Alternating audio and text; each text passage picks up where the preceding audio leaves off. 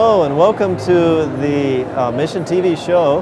We're here right now recording live on the floor of the General Conference session, the 59th General Conference session in Atlanta, Georgia.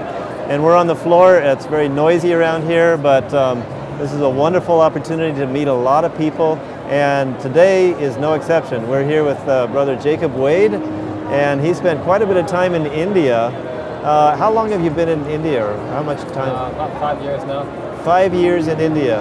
And what's it like to live in India? When I first went there, it reminded me of what it must have been like in the Bible days. Really? Yeah. Like, no baths? Well, the way people live, the way the homes are, the way they plow. In the villages where we live, it's a very simple life. So very agrarian. They grow rice or wheat, or what do they? Rice, in the areas that we are, rice is the main staple. Really? Almost anybody who goes for the job they have, they're growing rice. Now, are you out in the country, or are you living in the city now? No, we're out in the country. And so it's very sparse population. Even out in the country, there's a lot of people there. How many people live in India? It's about 1.1 billion.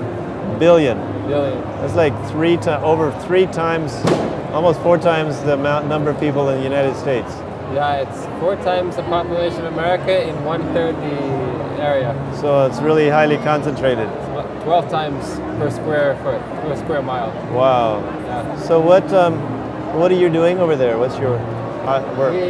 We have 2 orphanages, 3 Bible seminaries, and we have a midwifery training and clinics. Midwifery. Yeah.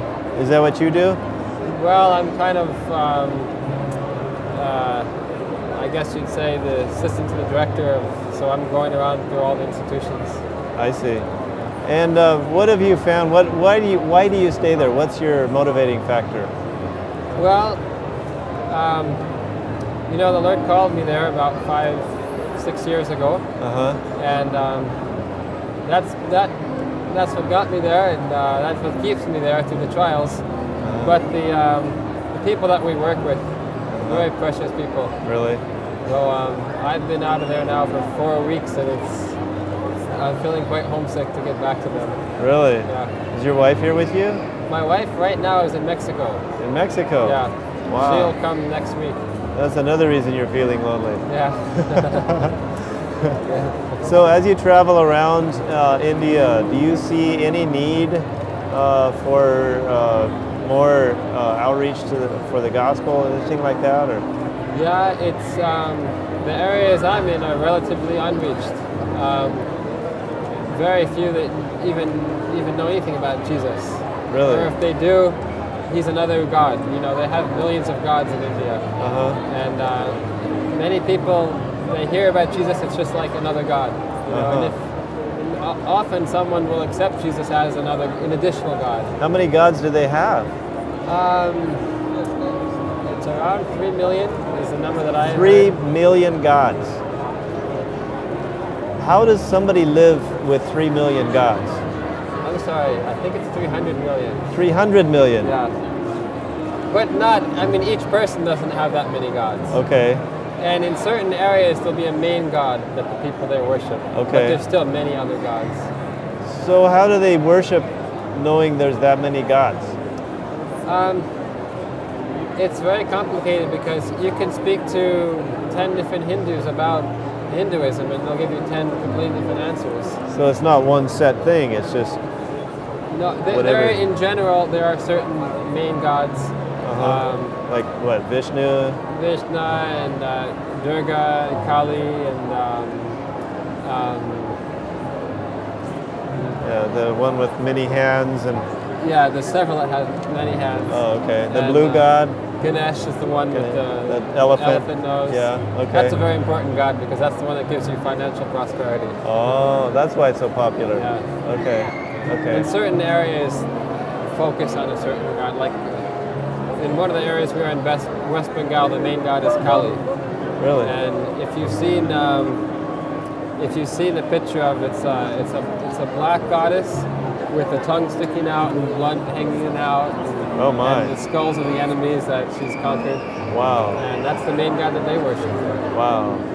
Okay, so how does that affect them? What are they worshiping all these gods? Does it make them stressed out, or does it make them at peace? Or India is not a place you'd really call stressed out. really? It's more laid back in general. And but thousands of years of worshiping these gods has really affected their morality. They're one of the most immoral people, that worship these gods. And it's known as the credit card companies. They call it the fraud capital of the world. Really? So it really doesn't matter, because if you do something wrong, you can just take a ritual bath and wash away your karma. And you're fine. Yeah. And But there's the other class of Hindu that are striving Really? to earn salvation. Uh-huh. And they would never do anything knowingly wrong. Really? But they never reach. Right. So you've been there for 6 years. Yeah, living there 5 years, but Living there. 6 Okay. years from the time I first came there. How has that affected you living as a missionary or as a expat overseas for 5 years? When you come back, do you see changes in the culture or in you? Yeah, it's very different in America. I feel like a man with no country, because being here doesn't feel like home. Right. And being in India, it's so different. You're always reminded. I'm used to India. I'm very used to it, but you're like a fish out of water in both areas. You ask me how it affects me. Right. It breaks your heart to see the things going on there, and that you're one person. And that's one of the reasons why we're trying so hard to train the local people there, to do the work. Because we can't do the work ourselves. And we'll always be looked upon as someone in outside, Right. And if we can train the local people, they're much quicker. They can reach the people easier. Right. They're willing. They live at their level. Yeah. Speak their language. They look the same. Yeah. As a foreigner, I'll have a lot of influence. But to reach their heart and so on, to speak the language of the people, both figuratively and literally, it's much better than the local people. So, do you think there are enough missionaries overseas? If every Christian was a missionary in India, they wouldn't be enough. And that's one of the biggest things is to instill in the heart of each Christian to be a missionary, and not just kind of a laid-back Christian by name. Just a consumer Christian. Yeah. Of all the Christians altogether in India, I think it's like 2.3% of the population. That includes Catholics and everything. Yeah. All Protestant. So, do you think there's enough foreign? Do you think there's still a place for a American, Canadian missionary in overseas in India? Yeah. What role would we be most effective in? What we found is the most effective way is really training the people there how to do the work. If someone comes in there with an understanding of the gospel and also with some practical knowledge, we can help the people with their physical needs, not just kind of in out. Right. It can reach their hearts, and then teach them how to train people. Okay. Like we've all heard the expression that if you give a person a fish, they have it for a meal. If you teach them the fish, they have a livelihood. Yeah. And it's very true. Yeah. So, what about the health aspect?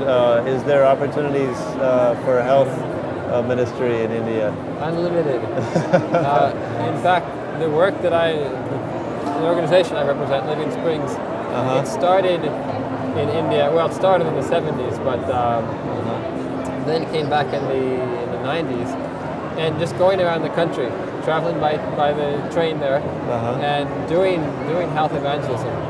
And we've had government officials that have come up to us and said, anything you want, just let us know.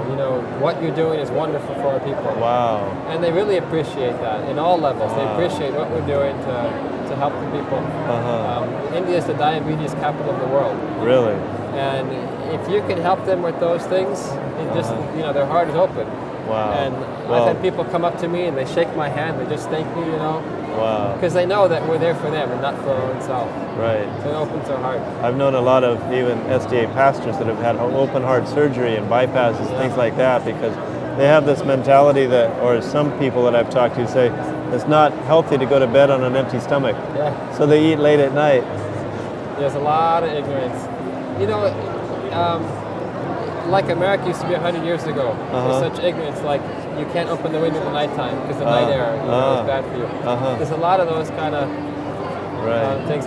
We, with our midwifery, the local midwives, we invite them there with the births.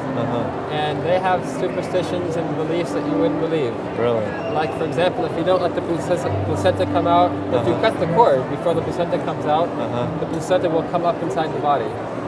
Oh, okay. Just an utter lack of knowledge of the human body and how it runs.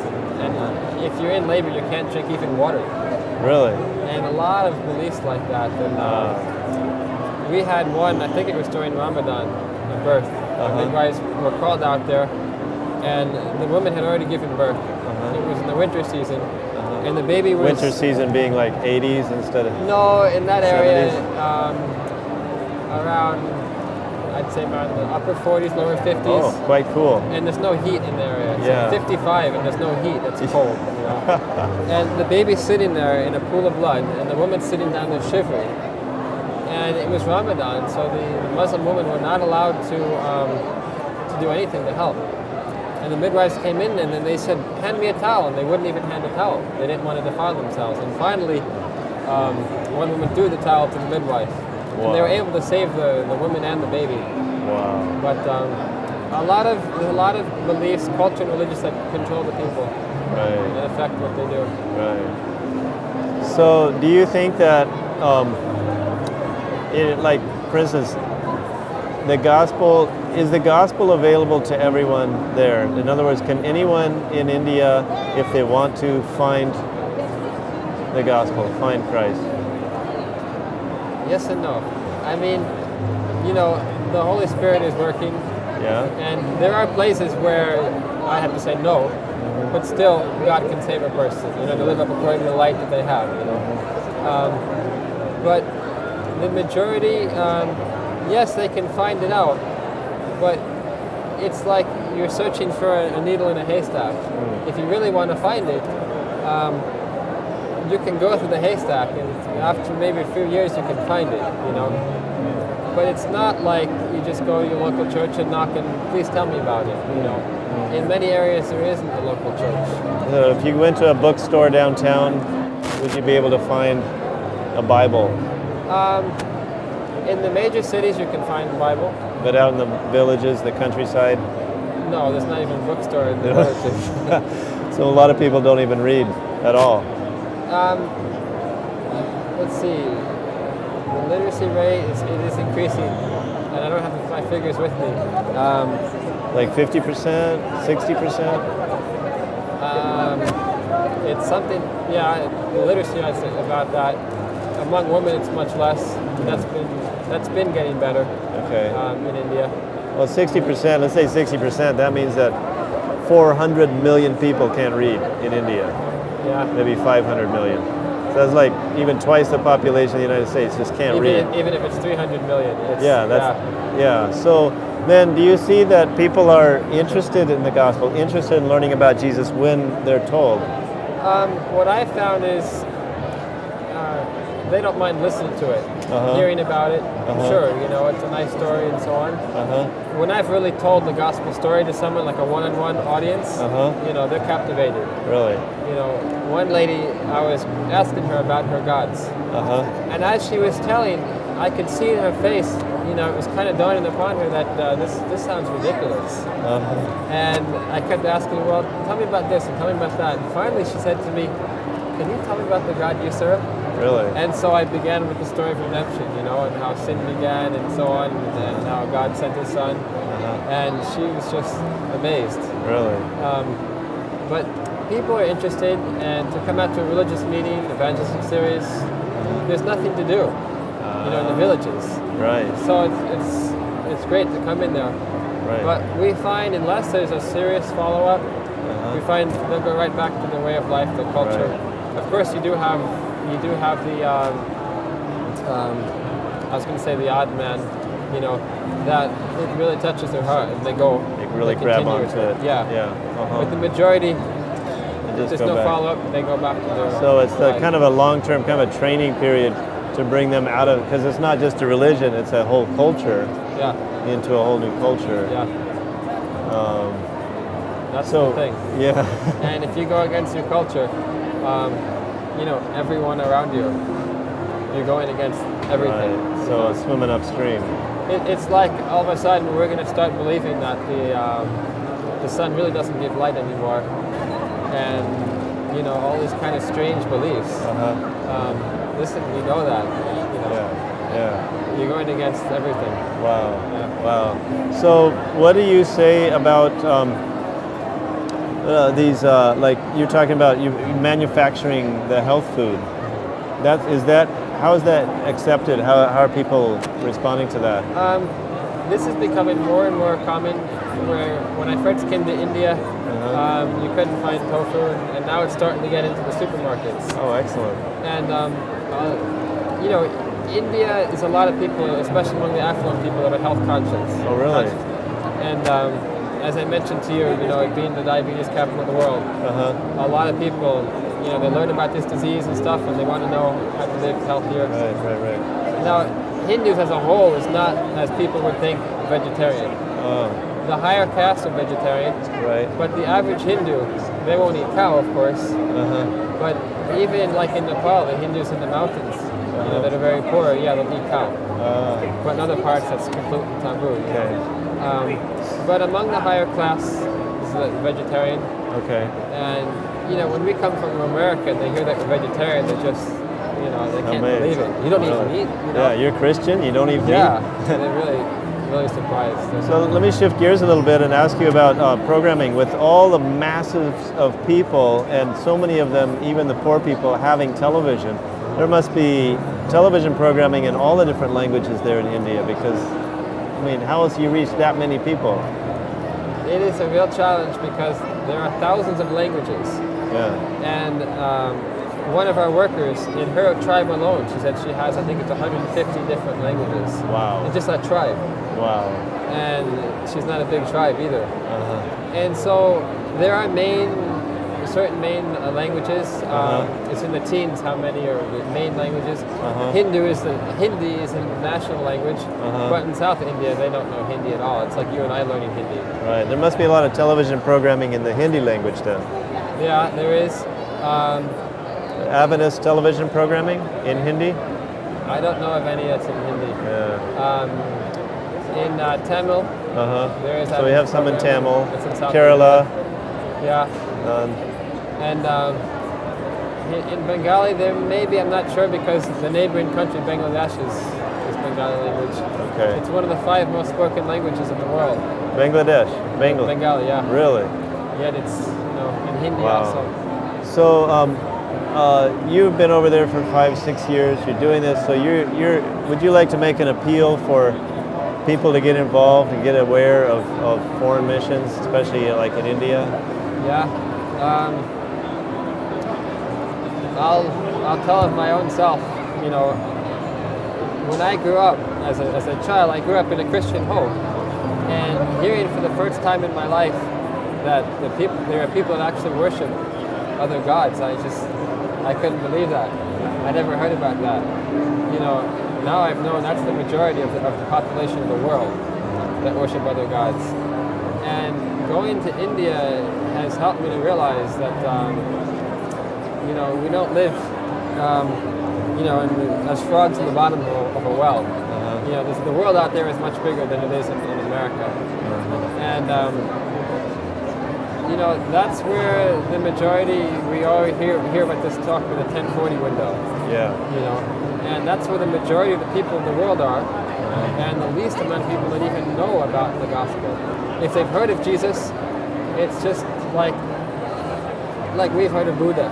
Because we're not going to become Buddhists though, because we hear of Buddha, you know. It's a foreign religion in their mind, even though it started in the 1040 area. Yeah. and do all you can to support it, because that's where the people are crying for knowing about Jesus and dying. Right, so the Gospel Commission isn't finished. Oh dear. It's even in Europe and North America, very few people know the gospel, and in India it's much more pronounced. No, it's barely touched India. Barely touched. We're much far behind now than we were in the time of the disciples. Wow. In those countries.